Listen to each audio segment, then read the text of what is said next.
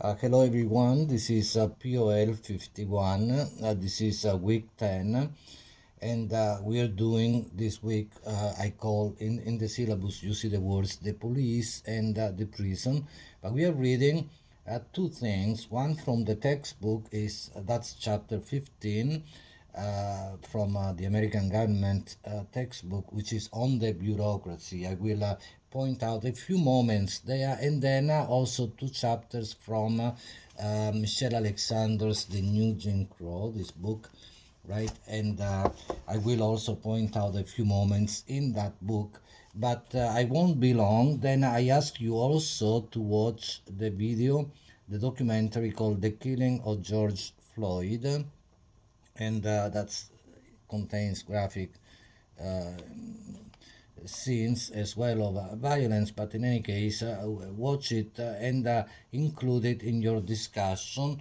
and perhaps also journal entry. Okay, remember to do both of them, right? That's your writing assignments. The journal entry is based on the textbook, right? So the question of the bureaucracy basically, and the discussion in the discussion I asked you to the discussion forum for this week to precisely write on the documentary on the killing of George Floyd, as well as give a sense of these two very interesting chapters, important chapters from the new Jim Crow. That's the title of the book. The subtitle is Mass Incarceration in the Age of Color Blindness.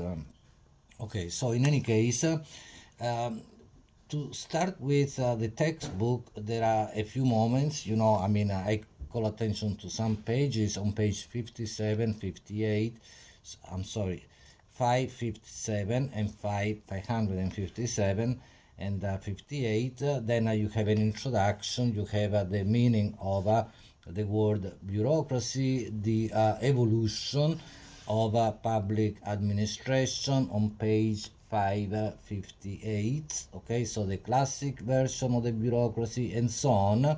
You read again, especially the highlighted passages, okay, that I did that for you. The origins of the U.S. bureaucracy. There is a reference to George Washington, and then other moments, other presidents, or historical moments. For example, the question of industrialization on page 561, and then um, uh, President Wilson is considered, they say, the father of U.S. public administration. In any case, this is background knowledge for you. There is information. There is a reference to Reagan on page 563.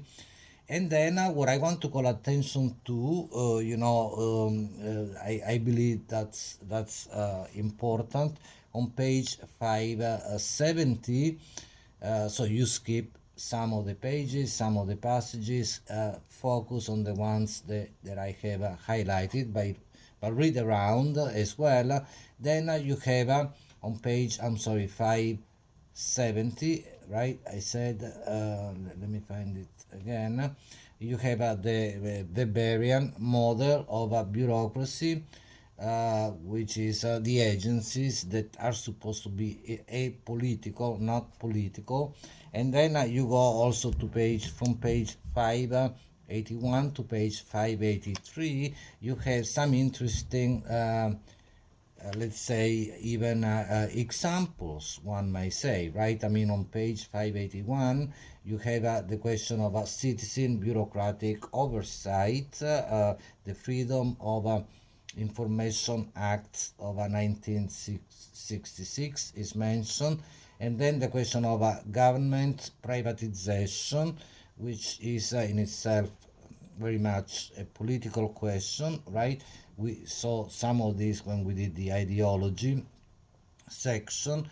So they speak about the rhetoric of privatization, and then there is an example, very important, on page 583 of the student loan marketing, right, association, which is Sally, associated with Sally Mae, they say.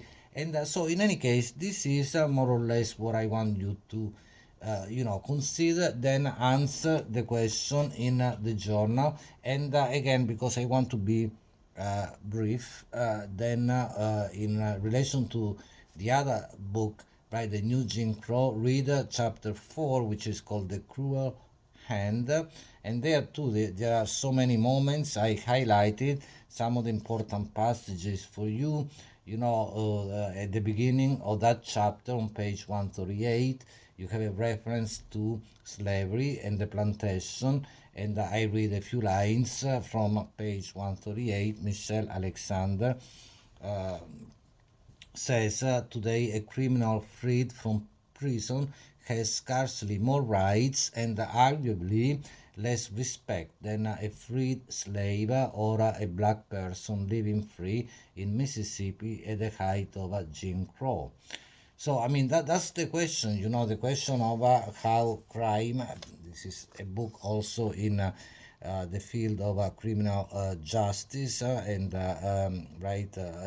the question of generally of the law. But that's interesting, and there is an example, right? A wallet, she says, could be mistaken for a gun, which is certainly something that has happened in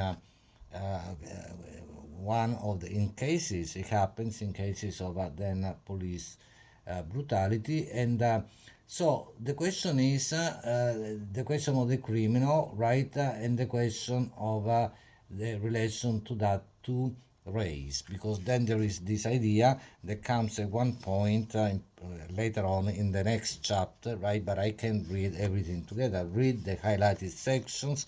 The question of racial stigma, okay, which is very important.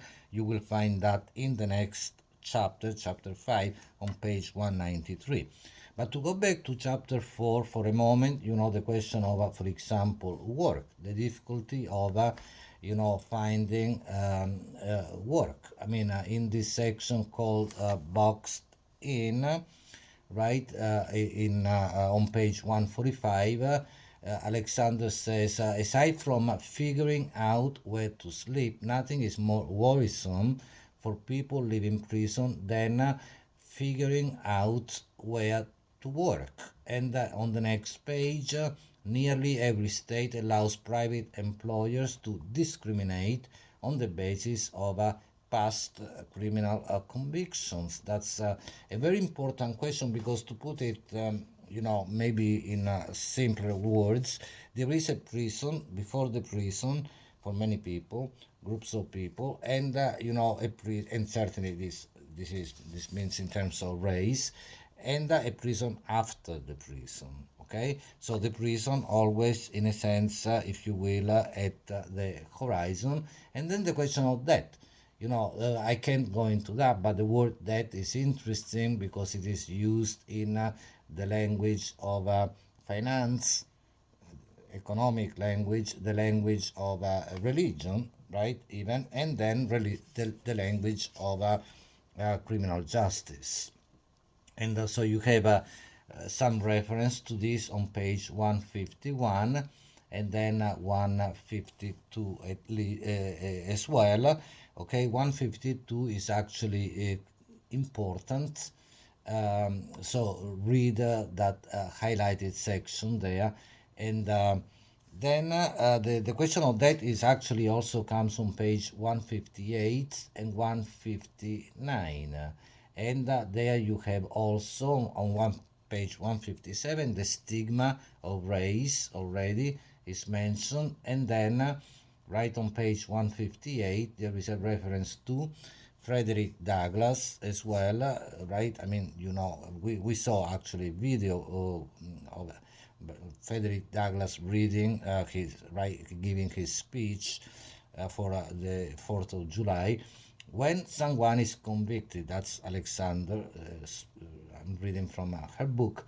When someone is convicted of a crime today, their debt to society is never paid. The cruel hand, that's an expression by Frederick Douglass. The Frederick Douglass spoke of more than 150 years ago has appeared once again. Okay, I was reading from Alexander's book, and then she says on the next page 159, today's lynching is a felony charge. Today's lynching is incarceration. Today's lynch mobs are professionals. They have a badge.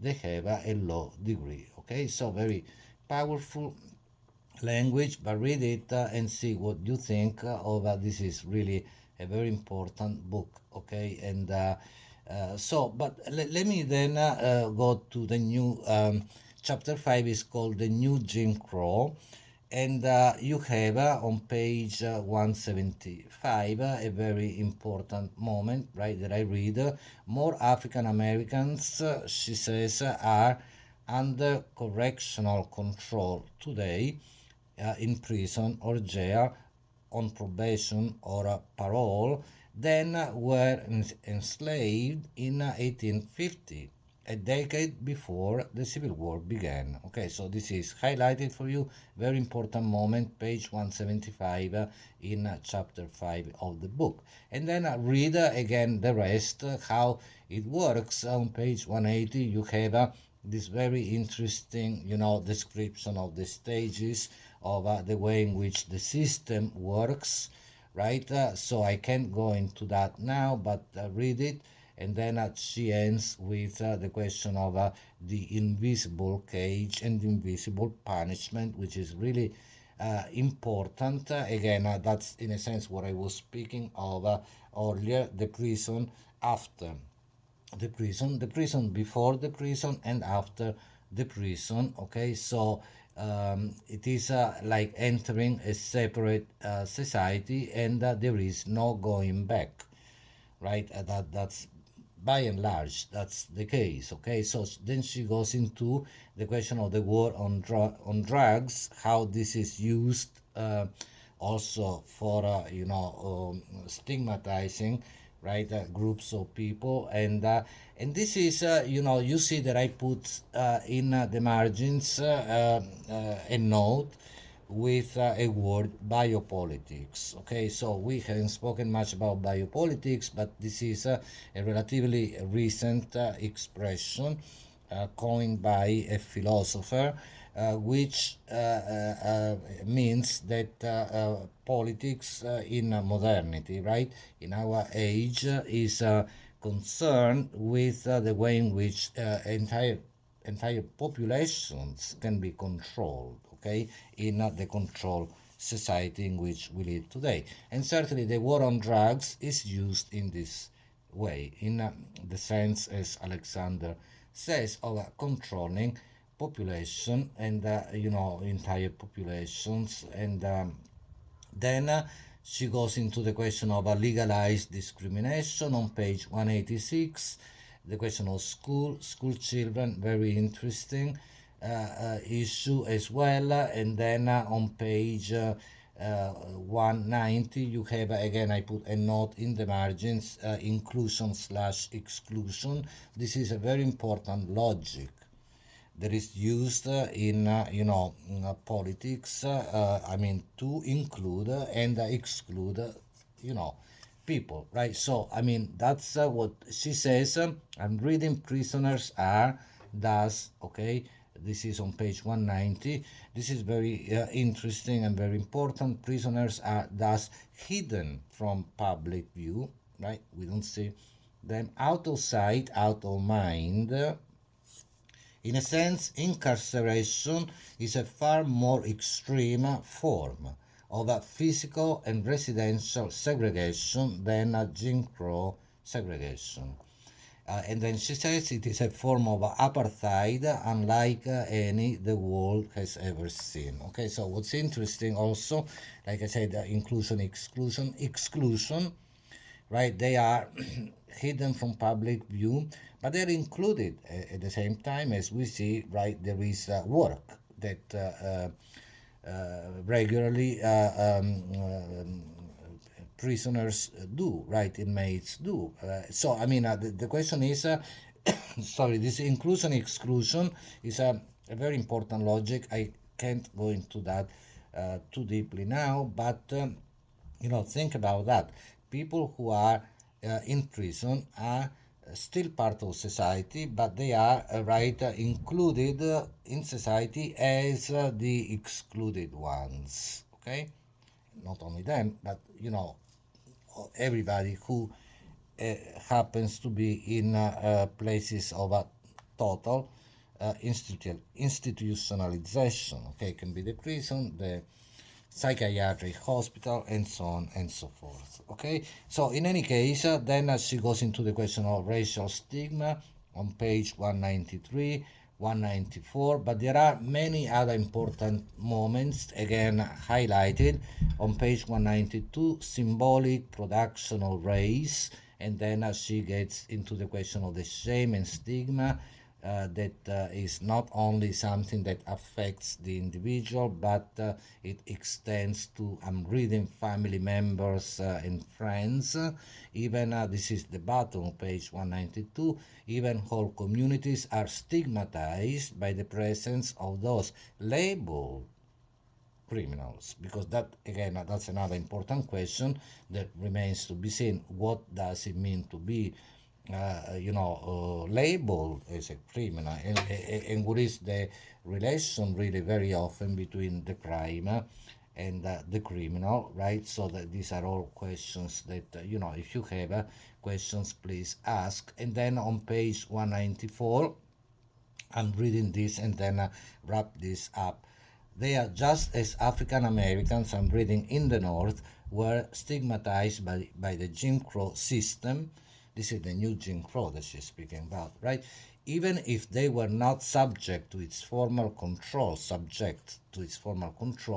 black men today are stigmatized by mass incarceration and the social construction of, quote, the criminal black men, whether they have ever been to prison or not, right? So a form of pre-criminalization and therefore pre-punishment, which happens when, because she's speaking about the prison industrial complex, which is also another way of speaking about this, is to say, with another philosopher that we are not studying here, that the prison extends to society as a whole in many ways, and certainly for groups of people. And again, when I say groups of people, the question is always of a racial type. Okay, so she speaks about this, and that's actually the meaning of the subtitle of her book. Okay, so see what you can. Interestingly, she says on page 201, for example, drunk drivers are predominantly white and male, right? So, in any case, think about this also in relation to the question of what happened, especially after the killing of George Floyd. You watch the video, and the question of also, right, the presence of the police. I mean, all the demands, whether you agree or disagree, that many people, including the Black Lives Matter movement, make for defunding the police, for example. But what is the role and what should it be of the police in communities, in cities, and so on and so forth? I leave this to you to think about, and then link this to the general question also of what it means to manage a community, a society, and therefore also the question of bureaucracy. Okay, so see you next time. Bye. Thanks.